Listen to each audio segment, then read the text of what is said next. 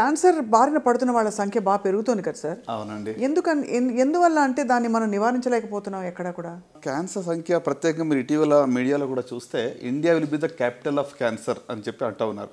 అంటే ప్రత్యేకంగా రొమ్ము క్యాన్సర్ కానివ్వండి, లేకుంటే గర్భాశయపు ముఖద్వారపు క్యాన్సర్ కానివ్వండి, నోటి క్యాన్సర్స్, లంగ్ క్యాన్సర్స్, ఈ సంఖ్య ఇటీవల బాగా పెరుగుతూ ఉంది. సో కారణం ఏంటంటే లో అండ్ మిడిల్ ఇన్కమ్ కంట్రీస్లో అవేర్నెస్ తక్కువగా ఉంది. ఎర్లీ డిటెక్షన్కి మన దగ్గర ఫెసిలిటీస్ లేవు. ఇది మెయిన్ కదా సార్. సో ప్రివెంటివ్ స్ట్రాటజీ కూడా మన దగ్గర పెద్దగా లేదు. సో దానివల్ల నంబర్ ఆఫ్ కేసెస్ అనేది ఇటీవల బాగా పెరుగుతూ ఉంది. అంటే బహుశా కమ్యూనిటీ లెవెల్లో మనం దీన్ని అడ్రస్ చేయట్లేదేమో అనిపిస్తుంది సార్. తప్పకుండా. అంటే మీరు అన్నారు కదా క్యాన్సర్ సంఖ్య ఎందుకు పెరుగుతుందంటే మన life style is one reason I can say అండి.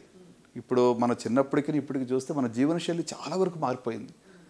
The food that you eat, the air that you breath, మనం పీల్చుకునే గాలి కానివ్వండి, తినే ఆహారం కానివ్వండి, లేకుంటే త్రాగే నీళ్లు కానివ్వండి, అంతా కూడా కలుషితం అయిపోయింది. Even the mental health, stress level చాలా పెరిగిపోయినాము. పరిగెడతా ఉన్నాం అంటే మనసులో ఒక ప్రశాంతత అనేది లేదు. ఎంత గొప్పగా చెప్పారు సార్. ఈ మాట మాత్రం చెప్పగానే ఐ థింక్ చాలామంది కదిలిపోతారు.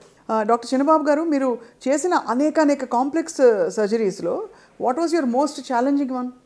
చాలా ఉన్నాయండి.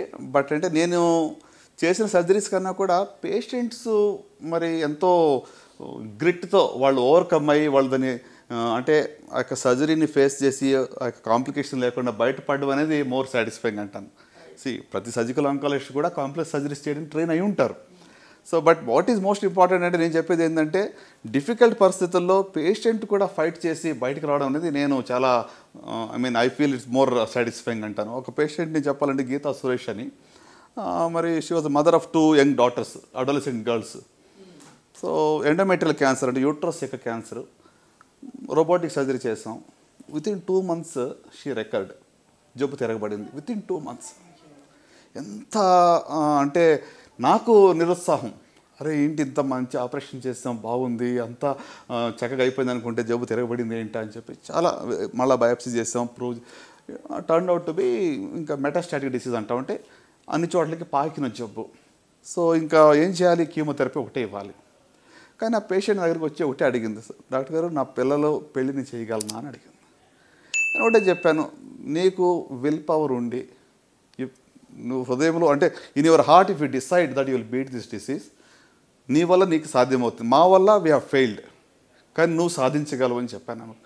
ఆమెకు ఫ్యామిలీ సపోర్ట్ ట్రెమెండస్, చాలా గొప్ప సపోర్ట్ అనమాట. అన్ని రకాలుగా అన్ని ఆల్టర్నేటివ్ మెడిసిన్స్ అన్నీ కూడా ట్రై చేశారు. చివరికి ఇప్పుడు ఆల్మోస్ట్ 12 సంవత్సరాలు అయింది. ఆమె కీమో కూడా మానేసినా కూడా she has beaten the disease. అంటే మేము 4వ స్టేజ్లో కంప్లీట్గా క్యూర్ అని చెప్పము.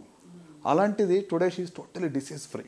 Amazing sir. అంటే it is not about just what I did, నేను చేసిన దాన్ని మాత్రమే కాకుండా పేషెంట్స్ కూడా ఆ యొక్క విల్ పవర్తో, ఆ యొక్క స్ట్రాంగ్ హోప్తో వాళ్ళు ఫైట్ చేస్తే ఖచ్చితంగా చాలాసార్లు రిజల్ట్ అనేది పాజిటివ్గానే ఉంటుంది. ఐ డోంట్ సే అంటే నేను ప్రతి పేషెంట్ కూడా 100% నయమైపోతారు, ఎవరికి జబ్బు రాదు, లేకుంటే క్యాన్సర్ అనేది ఇంకా అసలు it won't take away life అని నేను చెప్పట్లేదు. Not all cases are successful, right? But at the same time there is hope which is real.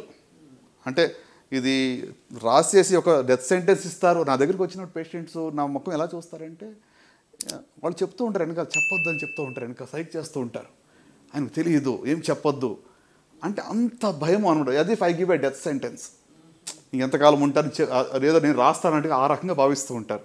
So I think అది ఆ మైండ్ సెట్ మారాలి. మనం అర్లీగా డయాగ్నోస్ చేసుకున్నట్లయితే, కొంచెం ప్రివెంటివ్ స్టెప్స్ మీద మన యొక్క ఫోకస్ మనం పెట్టినట్టయితే I think there is real hope in this disease అనమాట. క్యాన్సర్ని బాగా జయించవచ్చు. ఎస్.